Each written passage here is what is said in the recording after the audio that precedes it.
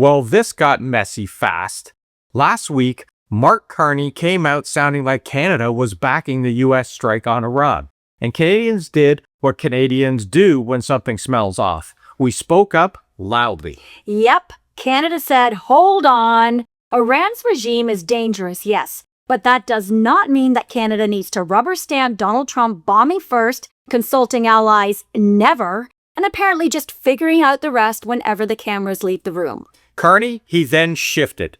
He said this war is a failure of the international order, said the US and Israel acted without consulting allies including Canada, said Canada was not informed in advance and was not asked to participate, and said that the strikes appear inconsistent with international law. And I am going to say this clearly. I'm glad he shifted, because that is what we elect leaders to do. Listen, reflect, adjust. Everybody makes mistakes, but the real test is what happens after the mistake. Do you double down because you're too proud to blink? Or do you hear the public and correct course before the mistake becomes policy?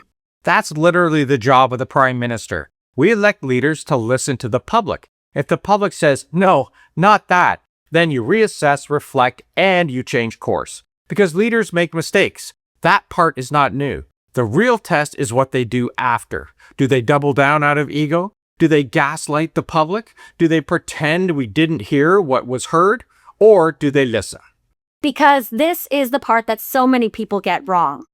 They act like changing your position is proof you have no principles. No, I'm sorry, changing your position because reality changed, because facts changed, or because the public made a strong case, well, that is called governing. That is leadership without the chest thumping that I'm always right. And frankly, after years of watching politicians cling to bad decisions like a raccoon on a screen door, it's nice to see a leader hear the backlash and actually make a move. And Carney's newer position is a lot closer to where Canada should have been from the start. Iran is a threat, sure, but the United States did not consult allies, and Canada is not here to rubber stamp a conflict that could set the whole region on fire.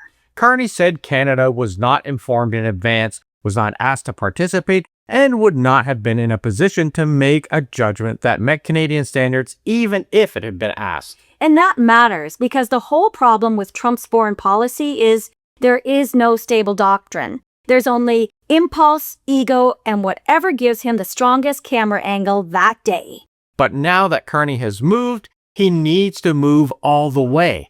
Because this is not some tidy little operation. This is already much worse than the people have been selling it wanted you to believe. First, Trump himself can't even tell you how long this is supposed to last. On March 1st, he said the conflict would last 4 weeks tops. Then the same weekend, he said combat operations could continue till all objectives are achieved. Then on March 3rd, he posted that wars can be fought forever using medium and upper medium grade weapons. So there you go, from 4 weeks until objectives are achieved to forever. Listen, Trump, that is not a strategy. That is 3 different answers wearing the same bad tie with your bad hair. And when Elizabeth Warren says after a classified briefing, it is so much worse than you thought, and the Trump administration has no plan on Iran, maybe we should take that seriously. Because that is not coming from some random guy yelling in a pickup truck on Facebook. This is a US senator walking out of a top secret briefing and basically saying, these people have lit the fire and misplaced the map. Which is why the terror and proxy angle matters too. A U.S. Department of Homeland Security intelligence assessment, it said that Iran and its proxies will probably pose a threat of targeted attacks on the United States. Even though a large-scale physical attack is considered less likely, these smaller ones will be happening. The short-term concern includes low-level cyber attacks from Iran-aligned hacktivists like DDoS attacks and website defacements, and Reuters separately also reported that U.S. banks are already on high alert for cyber attacks as the war escalates. So when people say terror sells, the grown-up version is targeted attacks are a credible risk. Cyber retaliation is highly plausible, and nobody should be sleepwalking through that. And that brings us back to Canada, because Canada loves pretending that geography is a shield. Well, guess what? It's not. Nope, because if the U.S. is on heightened alert, if cyber activity ramps up, if allied systems are being tested, if embassies are getting hit, If Gulf states are under fire, well then Canada does not get to float above it like some polite cloud in a Roots hoodie. We wish, but we get hit economically, politically, and potentially on the security side too. Now, let's talk oil, because this war does not need Canadian troops to hit Canadian wallets. The Strait of Hormuz handles about 20% of the world's oil and liquefied natural gas. Goldman Sachs just raised its second quarter Brent forecast by $10 to $76 a barrel and warned that Brent crude could hit $100 if Hormuz disruption drags on for more than 5 weeks. Which it will. So what does that mean for Canada? Well, it's higher gas prices already. Higher diesel, higher shipping, higher groceries, more inflation pressure, more headaches for households and businesses. And it affects our allies just as badly, especially Europe and energy importers who cannot simply shrug off chaos in the Gulf. That's why you're seeing a scramble for defensive deployments, shipping protection, and emergency diplomacy. Which brings us to what other leaders are doing, in particular Spain. Now, Spain did not mince words. Prime Minister Pedro Sanchez called the strikes unjustifiable and dangerous, and he flat out said no to the war. He refused to let Spain be dragged into this as if saying, our ally did it, it doesn't automatically make it lawful or wise. This is the kind of backbone Canada should show more often, not tiptoeing to Trump's will or pretending to appease him. Just a clear position.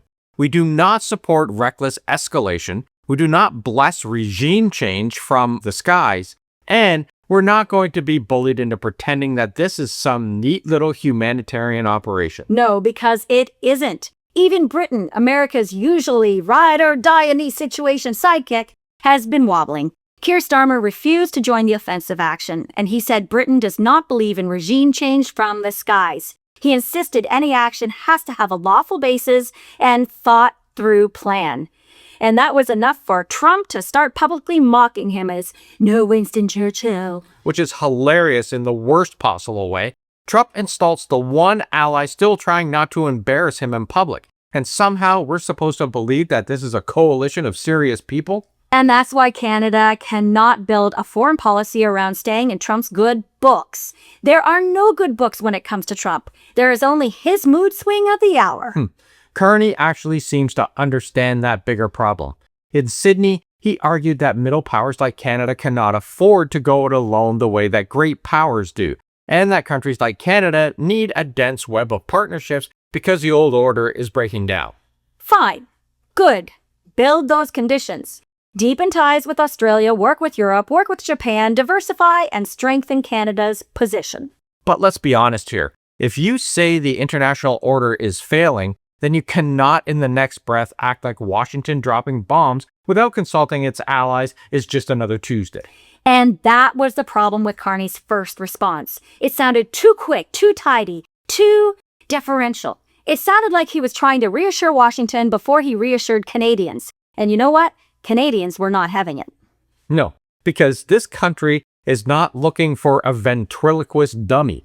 We're looking for a prime minister who can say, Iran's regime is dangerous, yes, but Canada still believes in international law, allied consultation, and not blowing up a region first and then figuring out the plan later.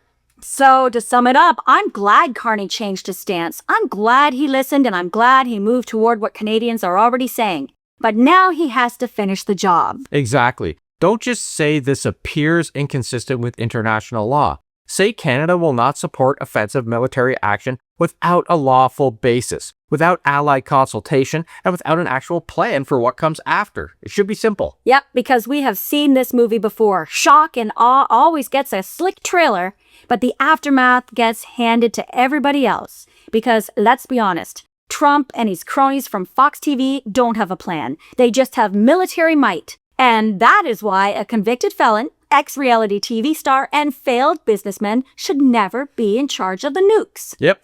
Trump sidestepped Congress when he invaded Iran.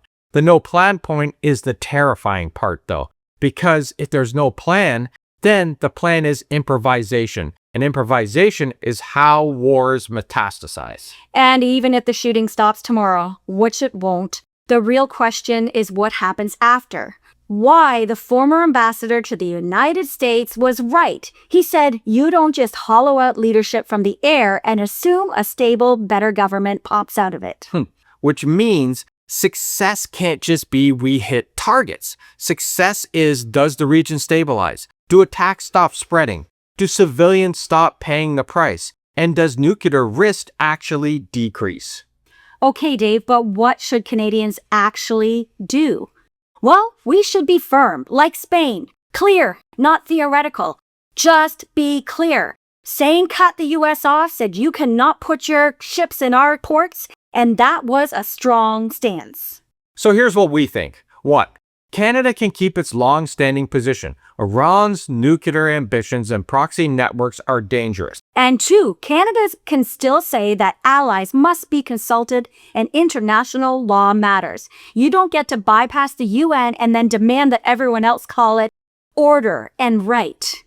3. Canada should push hard for de-escalation and humanitarian access because a regional spiral will hurt Canadians, our allies, and global stability. And 4, Canada should protect Canadians abroad and plan for economic shock at home. Because fuel and supply chains don't care about our opinions, they care about stability. And here's the political truth. Taking a strong stand won't make Trump love you. Nothing makes Trump love you. But it does make Canada look like a country with a spine. So when it comes to Carney, I'm glad he listened and I'm glad he adjusted, and I want more of that. Because the alternative is leaders who never admit error, never shift, and they drive straight into disaster because they're terrified of looking inconsistent. Yeah, and Canada doesn't need a leader who is never wrong. Canada needs a leader who corrects course before the mistake becomes the policy. So let us know what you think. Are you happy that Carney flipped his opinion when he heard from the Canadian people? Or do you want him to hold strong regardless of what the outcome? And if you enjoyed this, make sure to like, subscribe, and hit that bell so you don't miss our next video. It's coming at you tomorrow. And keep an eye out on Substack for more of the hard truth. And keep an eye on our stories because we're going to be putting up some more stuff from This Hour Has 22 Minutes, Canada's political satire show and longest running comedy. So thanks for watching, everybody, and we'll see you tomorrow.